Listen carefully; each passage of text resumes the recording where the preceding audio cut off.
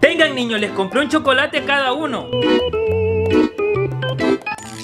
De seguro Junior se quedó a ver a dónde guardo mi chocolate, pero se la voy a poner difícil ahora. ¿Sabes qué voy a hacer con la llave de la gaveta? La voy a dejar acá, para luego cerrar la puerta y ponerle llave. ¿Y sabes qué voy a hacer con esta otra llave? La voy a echar acá. Le puse todos estos candados para que no pueda sacar la llave que abre esa puerta. ¿Y sabes qué voy a hacer con las llaves de todos estos candados? Pues las voy a echar aquí y voy a llevar el carro. ¿Y sabes qué voy a hacer con la llave del carro? Pues la voy a dejar adentro de la casa y sin esta llave nunca vas a poder abrir esa puerta. Ahora sí, cabrón, no te vas a poder comer mi chocolate.